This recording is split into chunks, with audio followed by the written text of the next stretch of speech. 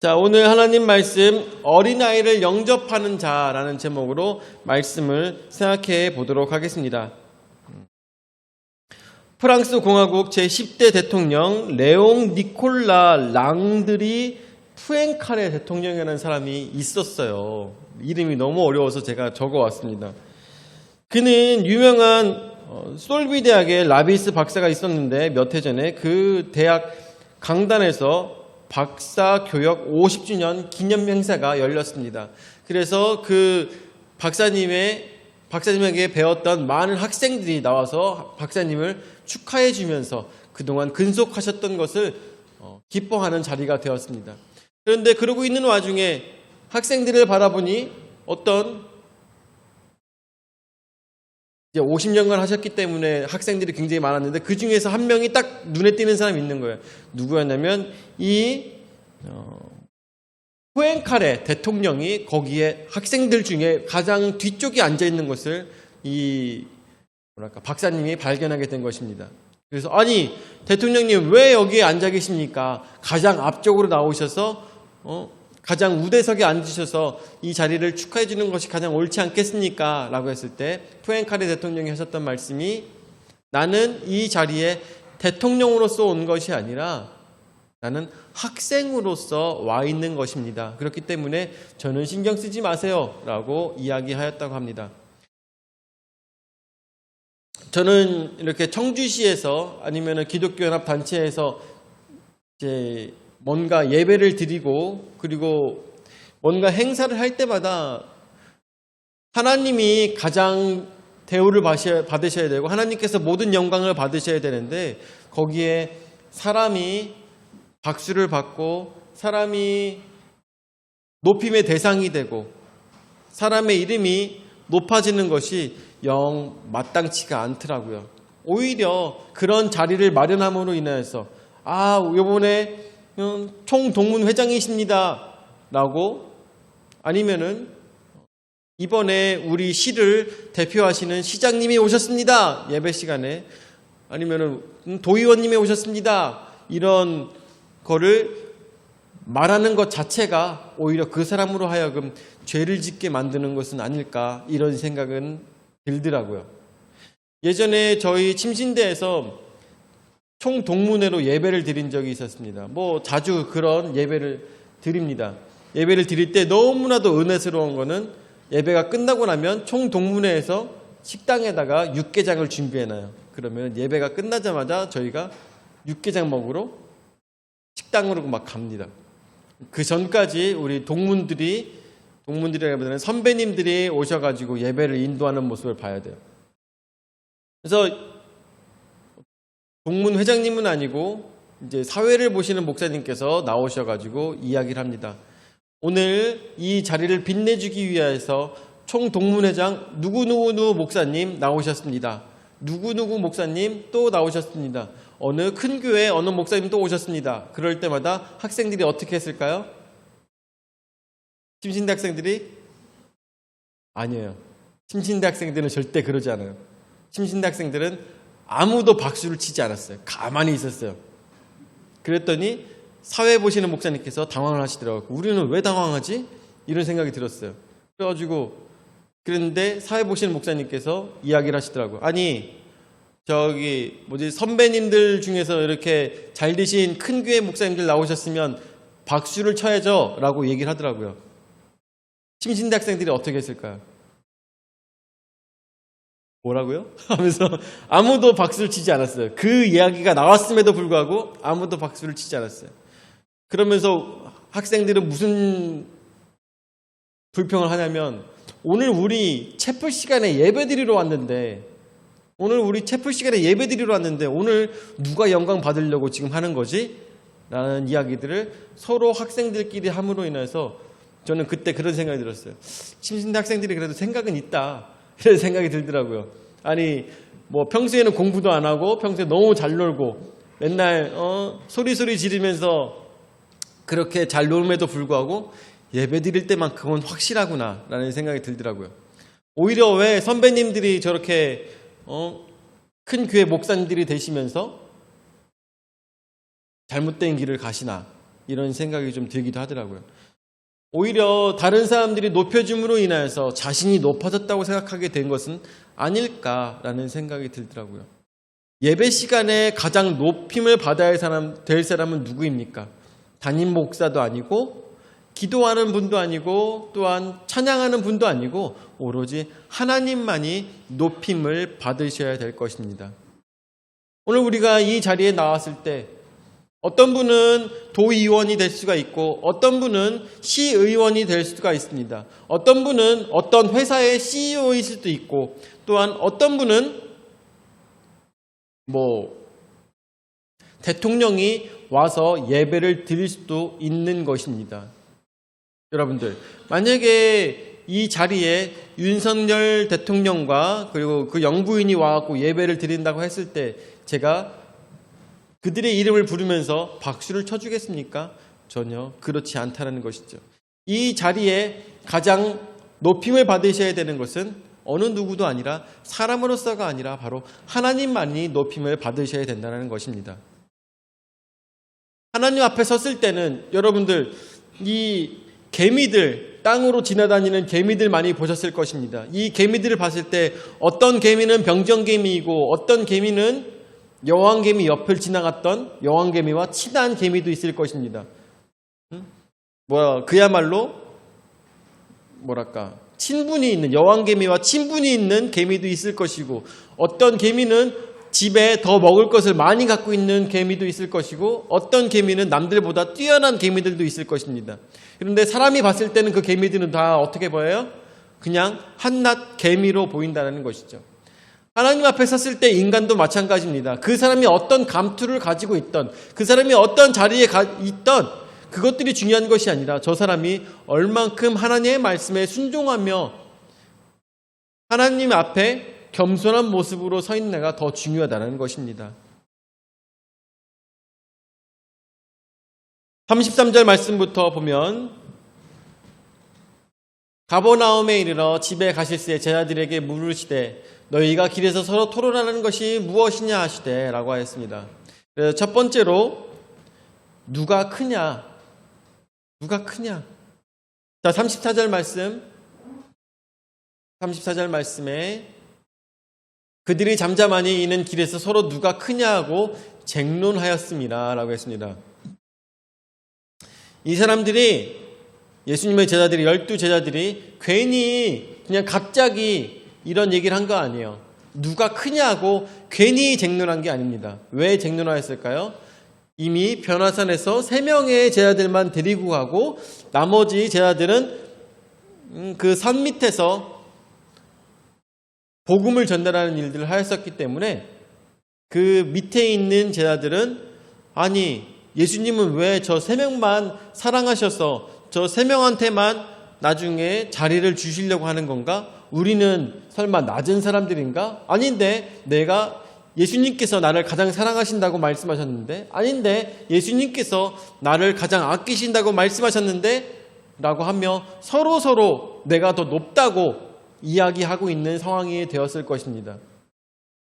왜냐하면 아까도 말씀드렸다시피 그 3명만 특별 대우를 하는 것 같은 마음이 들었기 때문인 것이죠. 제자들은 생각했을 때 예수님께서 이 이스라엘을 다시 그레이트하게 도널드 트럼프가 얘기했던 아메리카를 다시 위대하게 만들다는 그러한 마음처럼 이스라엘을 다시 위대하게 만드는 그 순간이 왔을 때 모든 로마 병정들을 다 떠나게 하고 다윗과 솔로몬의 영광이 다시 이 땅을 차지할 때 그때 우리가 좌우편에 앉아야 되는데 누가 더 높은 사람이 되느냐? 12명의 가신들 중에서 누가 더 높은 자가 되겠느냐? 누가 정일품이 되겠느냐? 2품은 누구냐? 3품은 누구냐라고 서로 이야기하고 있을 때 그때 예수님께서 말씀하시는 것은 너희는 무엇을 가지고 지금 쟁론하고 있느냐라고 예수님께서 말씀하고 계시는 것입니다. 그럴 때 그들은 서로 대답하지 못하고 잠잠하였던 것입니다. 왜 잠잠합니까? 혼날까봐죠. 베드로가 혼났던 것처럼 이 사단의 자식아 사단아 내 뒤로 물러가라고 그렇게 혼났던 것처럼 혼날까봐 아무런 대답도 못하고 있는 것입니다. 자, 그때 예수님께서 첫째가 되고자 하는 자의 방법을 말씀해 주시고 계십니다. 첫째가 되고자 원한다면, 자, 35절 말씀 보죠. 예수께서 앉으사 12 제자를 불러서 이르시되 누구든지 첫째가 되고자 하면 못 사람의 끝이 되며 못 사람을 섬기는 자가 되어야 하리라 하시고 라고 말씀하십니다. 예수님께서 말씀하시는 첫째가 되고자 하는 사람이라면, 예수님께 그 마음속에 첫째가 되고자 하는 사람이라면 못 사람들 속에서는 끝의 자리에서 사람들을 섬기는 자리야 나에게 있어서 첫 번째 되는 사람이라고 예수님께서 말씀하고 계시는 것입니다. 결국 무슨 얘기입니까? 겸손히 묵묵하게 자신이 하나님께서 맡기신 일을 최선을 다하며 하는 사람이 바로 예수님께 있어서는 첫째 되는 사람이라는 것입니다. 첫째 되는 사람. 교회에서 일을 잘한다고 해서, 교회에서 목소리가 크다고 해서, 교회에서 남들보다 힘이 세다고 해서, 남들보다 재력이 더 있다고 해서, 남들보다 헌금을 더 많이 한다고 해서 교회에서 하나님 앞에 첫째가 되는 것이 아니라고 하십니다. 그렇다면 어떤 사람이 교회에서 첫째가 되는 사람입니까? 어떤 사람이 교회에서 첫째가 돼요? 아무 말 없이 사람들에게 띄지 아니하고 어느 누구에게도 영광 받지 아니하고 오로지 하나님의 일을 하고 있는 사람만이, 눈에 띄지 않는 사람만이 바로 하나님 보시기에 첫째가 되는 사람이라는 것입니다. 그렇다면 여러분들 여기서 아셨다시피 첫째가 되는 사람은 교회에서 알까요? 사람들이 알까요? 아닙니다.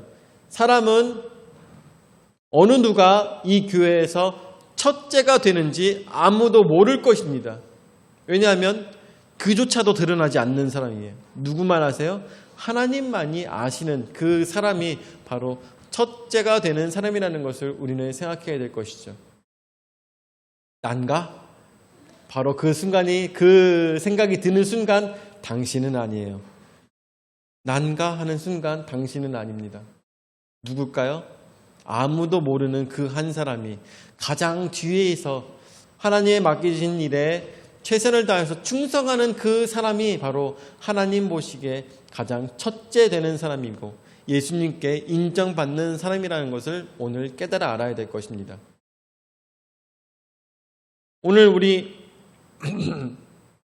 혜선이가 저에게 이렇게 쪽지를 하나 줬어요. 쪽지를 하나 주면서 무슨 얘기를 했냐면, 학교에서 이번에 장학금을 준대요 하면서 저한테 주더라고요. 그러면서 그 장학금 그러면은 자격이 뭔데? 라고 했더니 교회 전도사, 그리고 교회 음악 전도사, 음악 사역자, 그리고 세 번째는 음악 봉사자, 이렇게 써 있더라고요. 그래서 조금 생각해 봤더니 우리 혜선이는 음악 봉사자잖아요. 음악 봉사자. 그렇죠? 왜냐하면 교회에서 한 푼도 주지 못했어요. 교회에서 한 푼도 주지 못했어. 교회 봉사자야. 그런데 교회 봉사자가 보니까 1번도 아니고 2번도 아니고 3번인 거예요. 교회 봉사자가. 그래서 저는 좀 이상한 게, 아니 장학금을 주려면 전도사는 교회에서 돈 받으니까, 교회 사역자는 교회에서 또 돈 받으니까, 근데 세 번째 교회 봉사자는 교회에서 돈 안 받잖아. 근데 왜 이 사람이 3번이지? 라는 생각이 들더라고요. 왜 3번이지? 오히려 전도사보다, 오히려 사역자보다 더 이름이 드러나지 않고 최선을 다하는 사람은 음악 봉사자인데 왜 학교에서 그렇게 순번을 정하였을까라고 생각하니까 아마 학교에서 이런 뜻이 있었을 것 같아요. 너는 하나님께 받을 상이 너무 커. 그러니까 학교에서 주지 않을 거야. 너는 학교에서 주지 않고 학교에서 하나님께서 주시는 것이 더 크니까 너는 3번으로 해놓게. 전도사하고 사역자가 더 불쌍해 라고 학교에서 부른 것은 아닐까 이런 생각이 들더라고요. 그렇습니다. 우리 교회 내에서는 교회는 어떻게 움직입니까? 많은 분들의 자원봉사로 움직입니다. 교회에서 여러분들 아시다시피 이 사역자들도 다른 교회에 비하면 굉장히 적은 금액을 받고 있어요. 그렇지만 사역자로 인하여서 이 풍성한 침례계가 가고 있는 것이 아니라는 것을 너무나도 잘 알고 계실 거라고 생각이 듭니다. 결국 무슨 얘기냐? 이 교회는 돈으로 움직이는 교회가 아니라는 것이에요. 공동체의 마음과 하나님에 대해서 하나님을 사랑하고 그리고 공동체를 사랑하는 마음으로 이 교회가 움직이고 있는 것이지 어느 누가 돈으로서 움직이는 교회가 아니라는 것입니다. 자그마치 생각했을 때도 여러분들 교회 밑에 정수기에 있는 컵조차도 누가 돈 받고 씻는 게 아니죠.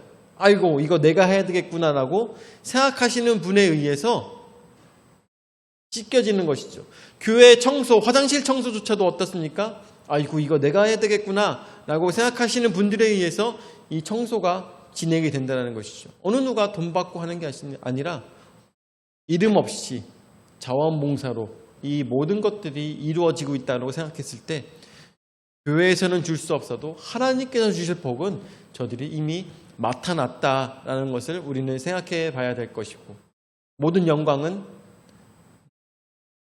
하나님께서 받으실 것이라는 것을 우리가 생각해 볼 수가 있겠죠. 자, 36절 말씀 그래서 보도록 하죠. 36절에 어린아이 하나를 데려다가 그들 가운데 세우시고 안으시며 제자들에게 이르시되 라고 하시면서 예수님께서는 이제 첫째 되는 자가 어떠한 사람일까에 대해서 더 자세하게 알려주고 계십니다. 37절 말씀에 보니까 누구든지 내 이름으로 이런 어린아이 하나를 영접하면 곧 나를 영접하며 누구든지 나를 영접하면 나를 영접함이 아니요 나를 보내신 이를 영접함이니라 라고 하였습니다. 이 말씀을 보면 그래서 세 번째로 하나님을 영접하는 자에 대해서 이야기하고 계시는데 하나님을 영접하는 자는 어떠한 사람일까? 어떤 자라가 하나님을 영접하는 사람일까? 37절 말씀 다시 보도록 하죠.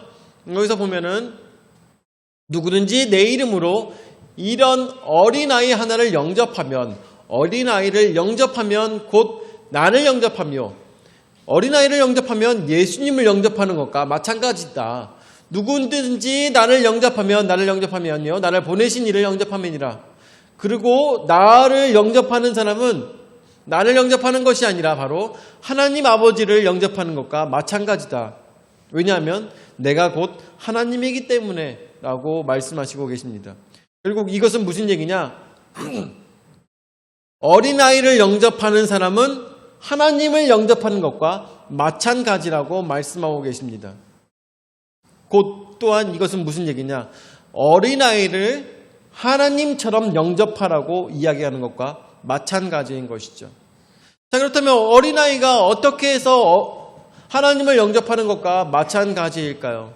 어린아이는 여기서 나오고 있는 어린아이의 특징은 무엇일까요? 저 이 말씀 가지고 굉장히 오랫동안 생각했어요.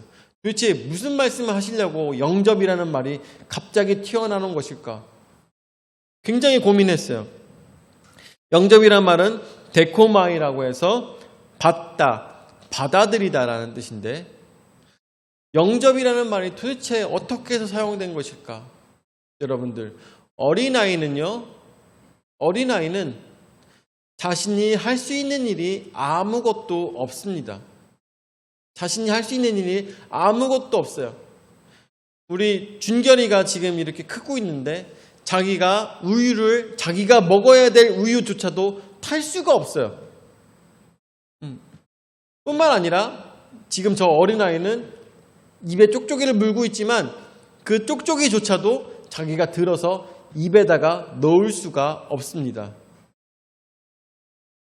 어제는 준결이가 갑자기 울더라고요. 얼굴이 울그락불그락해지더니 갑자기 울더라. 왜 그랬을까요? 똥 싸서 그랬죠. 똥 싸서 우는데 평소보다 좀 심하게 울더라고요. 왜 이렇게 심하게 우나 그래서 확인해 봤더니 이제 이유식을 먹고 있어서 똥이 물똥이 아니라 이렇게 막 정말 커다란 뭐랄까 찰흙 같은 똥이 나오더라고요. 그러니까 평생 이런 걸 넣어본 적이 없는데 정말 말 그대로 똥을 낳았어요.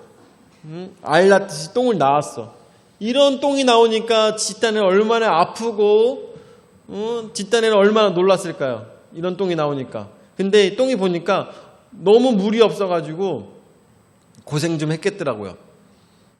그런 똥을 넣었어요. 그래가지고 어떻게 해줄까요? 부모가 배를 문질러주고 그리고 다리를 이렇게 눌러주면서 다리를 올려주고 눌러주면서 아이가 똥을 잘 넣을 수 있도록 도와주는 거죠.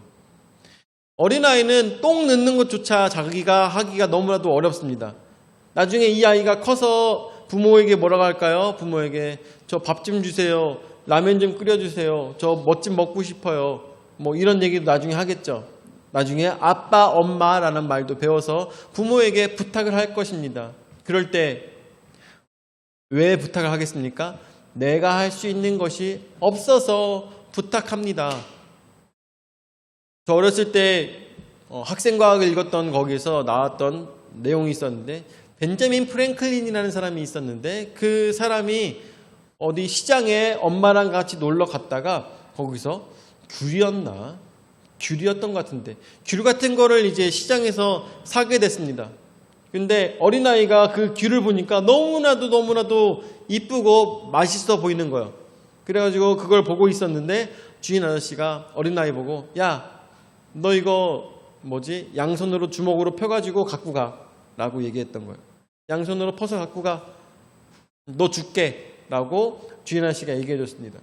그 얘기를 듣고 난 다음에도 벤자민 프랭클린은 어떻게 했을까요?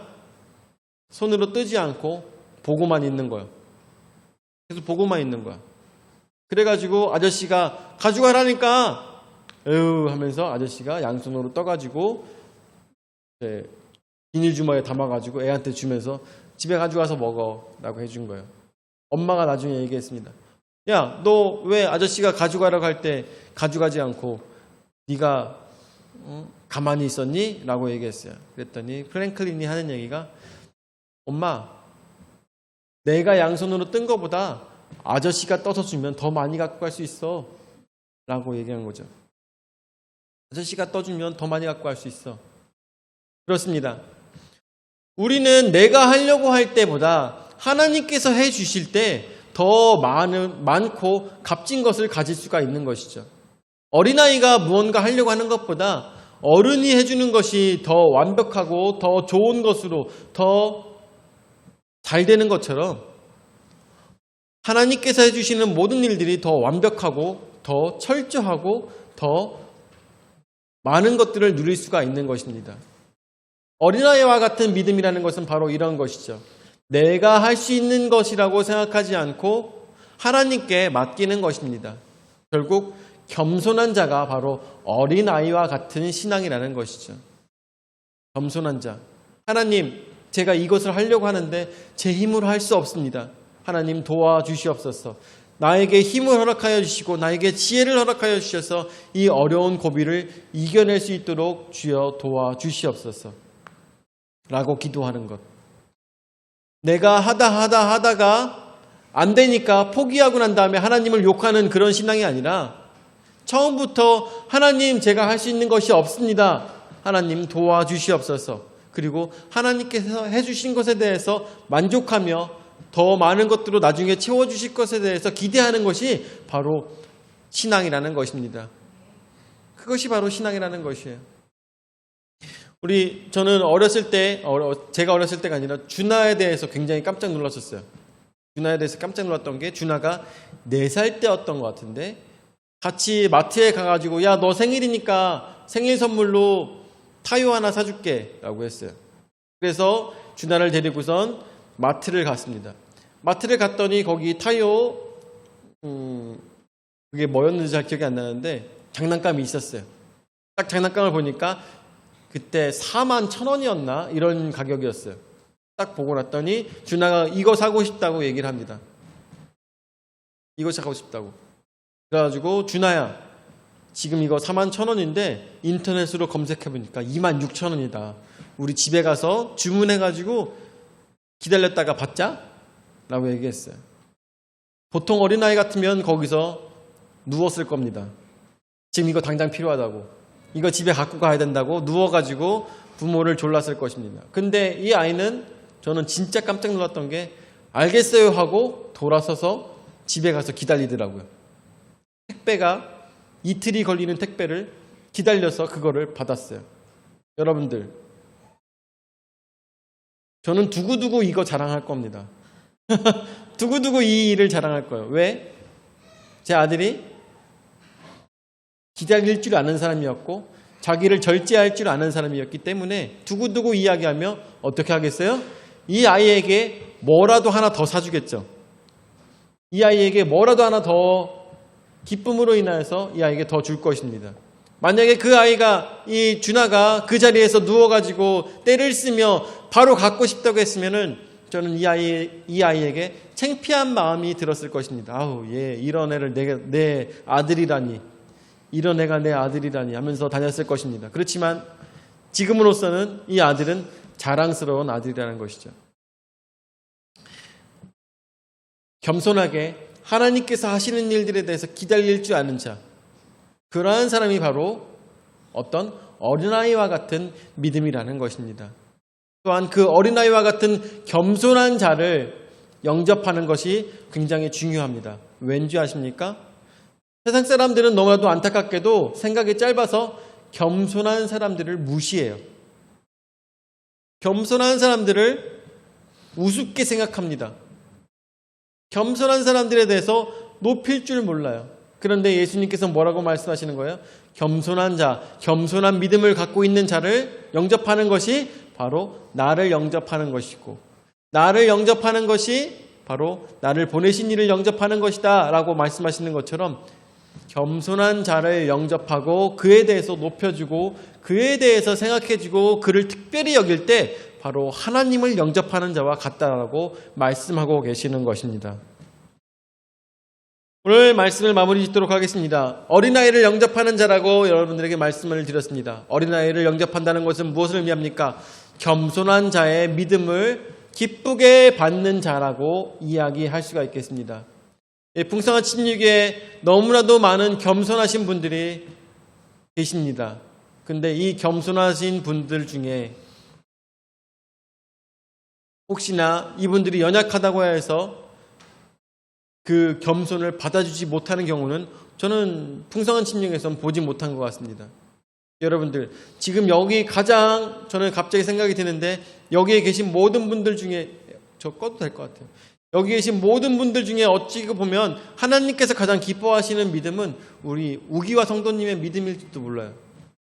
우기화 성도님은 언제나 뭐라고 말씀하시냐면 내가 할 줄 몰라서, 내가 믿음이 시작한 지 얼마 안 돼서, 내가 몸이 부족해서, 몸이 힘들어서 하면서 어떻게 내가 기도를 할 줄 몰라서 라고 하면서 언제나 부탁을 하시면서 자신을 드러내지 않고 최선을 다해서 하나님을 사랑하는 모습이 우리 우기야 성도님한테 계십니다. 어쩌면 하나님 보시기에는 우리 교회에서 우기야 성도님이 가장 첫째가 될 줄 모르는 것입니다.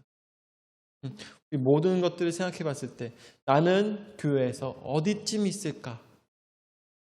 나는 교회에서 어디쯤 있을까? 하나님의 마음속에 나는 어디쯤 있을까? 나는 나 자신을 너무나도 자랑하며 살았던 자랑 아니었을까? 난 이제까지 너무 내 힘만 믿고 나아갔던 사람이 아니었을까? 오늘 목사님 말씀 들어보니까 자신의 힘만 믿고 나아가는 자는 하나님께 첫째가 아니라는데 나는 어디쯤 있을까? 나는 모든 것들을 내가 할 줄 아는 사람이었을까? 아니면 하나님께 의지하는 사람이었을까? 라고 생각하시면서 오늘도 겸손한 믿음으로, 어린아이와 같은 믿음으로 하나님 저 도와주세요 라고 하나님께 이야기할 수 있는 풍성한 침략의 모든 성도들 되시기를 예수 이름으로 축원을 드립니다. 아멘. 사랑해 주님, 은혜와 사랑을 감사드립니다. 이 아침에, 복된 아침에 주님께서 저에게 말씀하여 주심으로 깨달아 알 수 있도록 인도하여 주심을 감사를 드립니다. 제 아들은 자신들이 첫째가 되겠다, 자기가 더 하나님의 예수님의 사랑을 받는다라고 서로 자랑하며 자신들을 높였지만 주여, 그러한 믿음을 예수님께서는 안타깝게 바라보셨던 것을 저희는 생각하게 됩니다. 주여, 인간으로서 우리가 드러나는 것이 아니라 오로지 하나님만 드러나는 신앙생활이 될 수 있도록 인도하여 주시옵고, 나를 통하여서 하나님의 살아계심을 본다고 많은 사람들이 간증할 수 있는 아름다운 신앙생활이 우리에게 펼쳐질 수 있도록 인도하여 주시오며, 나는 할 수 있는 것이 없고 오로지 하나님께서 이 모든 것들을 행하시고 하나님께서만이 영광을 받으셔야 된다고 생각하는 모든 성도들에게 주님, 그 무한한 은혜를 허락하여 주시옵소서. 이제는 자기 몸 버려 죽기까지 우리 죄를 담당하신 구주 예수 그리스도의 은혜와 자기 외아들을 주기까지 우리를 사랑하신 아버지 하나님의 무한하신 사랑과 성령 하나님의 감화 감동 역사 교제 위로 내주하시는 은혜가 오로지 겸손한 믿음으로 하나님 안에서 믿음으로 살고자 하는 모든 성도들 머리 위에 영원히 함께 하실지어다. 아멘.